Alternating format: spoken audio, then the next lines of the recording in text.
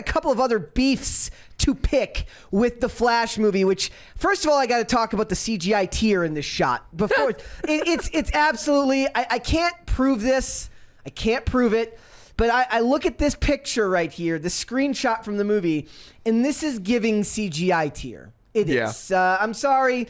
But right now, one of the things that I found that was funny was the producers of this film said that they bemusedly couldn't understand why people were saying that this is the greatest superhero movie of all time. Like, their own producers were saying that. And the reviews are quite middling. Like, it's sitting in the, like, everyone, look, I guess maybe 70s is the 70s comparable to what I said a 7 out of 10 was? Does that make it above average? I guess it makes it above average, but I feel 71. like you make a movie that's below a 7 and you're getting into the territory of nobody's going to watch that movie until you get down to like the 2 and then no, we're I think you're once fine. you're down to a 2, the movie's so bad that I want to see it. Well, 2s and 3s are there is enough reason just in how bad it is to watch. Absolutely. One of my favorite examples of this is the movie Zombievers, which is horrible but extremely entertaining. What about Velocipaster? Basket Velocipaster, I haven't, believe it or not, I haven't seen Velocipaster. Basket Case? Have either of you seen Basket Case? That is a phenomenal. There's multiples of them. There's like Basket Case 1 and 2. When I was out filling in for Five Finger Death Punch, and on the band so casually. In the chat, I was doing that. In the chat, Tacti Platty says. Tacti Platty says, Waffles, Brett hates the movie Mother. Mother is a movie with Jennifer Lawrence. I don't like The Mother with Jennifer Lopez. Those are very different movies. I did not see Mother with Jennifer Lawrence, so those are different movies. Just to be fair, to be clear. So it's sitting at a 71, and what I thought was interesting is they say the marketing, no Ezra Miller, but lots of Batman in the TV spots, and it calls into question something I've been saying, which is that if normal people, and I really do wholeheartedly believe this, I don't believe that normal people know nor care who Ezra Miller is or have much concern over what he's done. No, but nobody really cares about who the Flash is either. Yeah. So you think that it's like, so a lot of people's thesis is that they're not putting the Flash in the teasers because Ezra Miller's problematic, their term, not mine. But a lot of other people, I think, are saying rightly, or perhaps rightly, that the issue is actually just that people know Batman. A lot of people and it's don't care Michael about Keaton the Flash. Batman. That is the only reason. If you think that they're gonna put Ezra Miller as the focal point when you've got Michael Keaton Batman in the movie, no way.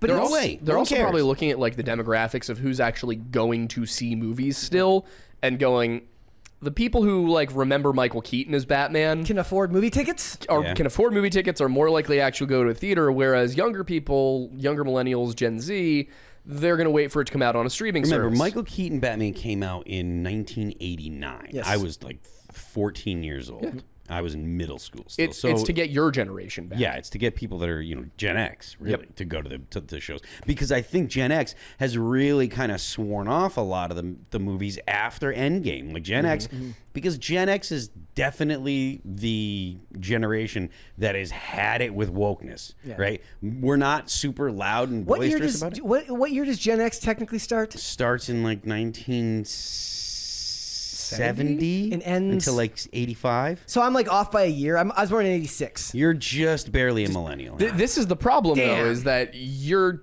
10 years older than me, and I'm almost Gen Z.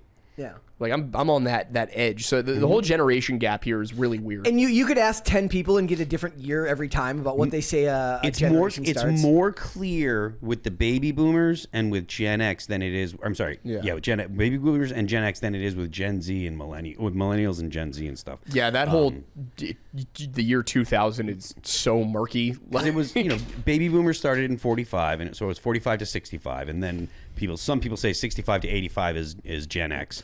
And then 85 to 99. Okay, 99 we have a $20 super chat from Kellen, the official data. He says, hey, Kellen. Milk, don't trust the feds, milk. I think I might have missed an extra milk in there somewhere. It's okay. It's, my followers refer to me as the Milk Master for reasons I don't totally understand. I would love to know the story. I would also like to know the story. In any internet context, milk means boobs. Okay, if you're talking about actually cooking at home, going to the store, that's Doesn't when matter. milk is normal. Yeah. Anytime you're on the internet and someone brings up milk, I'm thinking Abby Shapiro. So what you're telling me, Perfect! What You you're know? telling me is that I have just beautiful, voluptuous breasts. That is what Okay, got it. your That's what my your followers community are is telling me. You know what? Yes. I'm thinking we need to get Abby Shapiro on the show. She Well, after that comment, probably not. Listen, it's not my fault that Abby Shapiro is a beautiful, voluptuous woman. she's a gorgeous woman. I remember we had like a discussion one day downstairs. Like, I can't actually bring that discussion up. Never mind. False alarm.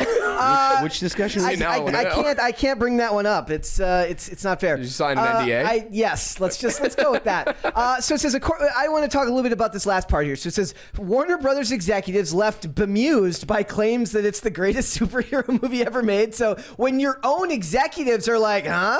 Like, that's a question, because first of all, they're saying $190 million budget, to which I say hogwash. I'm sorry. Like, the budget on this thing is clearing $300 million. It's been in production since 2014. It produced through COVID. It went through countless reshoots. This thing is not $190 million. This thing isn't even $250 million. I would bet money on it. You're going to tell me this movie costs less to make than the first Transformers did? Oh, Really? Well, with inflation, man, I really want to go see Rise of the Beast this weekend. Worth, you know. I watched a couple of, like, one of my rules is, like, if I'm gonna go review a movie, like, especially if we go to the theaters, I don't watch the reviews online until after I've seen it, and even then I don't even like to look at them until after I've actually filmed my review, because I don't want their thoughts to color how I see the film. Right, but I watched a couple of the reviews for Rise of the Beasts, and it seems fine. Like, I liked Tyrone Magnus's review. He had a lot he didn't like about it, but he tends to be one of the more positive guys. He's a guy I would love to have on this podcast, but when you have the following of his size, I just don't know if there's time in the day for something like that. So, like, just imagine, like, you release a new album.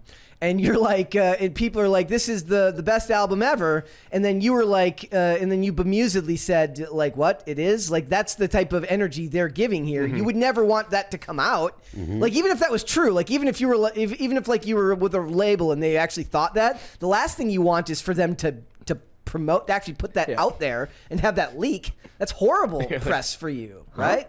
And the funny thing is, I don't think that The Flash is unpopular as people say. I think a lot of people actually like The Flash. I think Grant Gustin playing The Flash for 9 years was quite did a lot for the character. But that audience is the Gen Z audience that's not going to the theaters. That's the Gen Z audience that would rather watch it on streaming. I don't know that the Flash is all that compelling of a character. I see. So, like, when I first heard that Robert Downey, or that they were doing an Iron Man movie, I was like, really? Like, are people going to care? And then it was Robert Downey Jr. I was like, well, maybe it'll be cool, you know, because I like Robert Downey Jr. But this was before he had come back as Robert Downey Jr. You know, he was not the Robert Downey Jr. is now. Exactly. So when they first were like, oh, you know, we're doing Iron Man, and then I saw it, I was like, okay, Robert Downey Jr. makes the character because the character was sufficiently deep and sufficiently interesting. I don't know. I know that Ezra Miller doesn't make The Flash interesting, and the writing isn't enough to make The Flash interesting. Well, that was written at a time when movies were actually, like, there wasn't a formula to all this the way there is now. Now there's, like, that wasn't filled with endless cameos, and it wasn't a marketing ploy for the next film. I think the cameos are there. I think the cameos are the point of The Flash. Yeah, but I'm saying when Iron Man was made as like an actual movie. There wasn't the Marvel formula wasn't what it is now. Like, most of that first. But I think still it doesn't. I don't think that matters. I don't think that Ezra Miller is compelling enough as an actor to make The Flash interesting the way that Martin Downey Jr. could. I wonder if they would have been Robert better Downey off. Jr., yeah. Like, I know that this isn't like this wouldn't be the most popular answer, but I wonder if they were to get a bigger name actor that looks more like. I wonder if a Timothée Chalamet would have been a better casting choice for something like this. He was so young when they started, and they would have had. That's the weird thing is that 2016 was when. And those were filmed in 2014. So how old was he even at that time? He'd been 14 years old. So, but like, there's. I mean, it's not like Hollywood has any shortage of scrawny actors nowadays. Yeah. Right. But also, I mean, it's from what I understand, like, this is.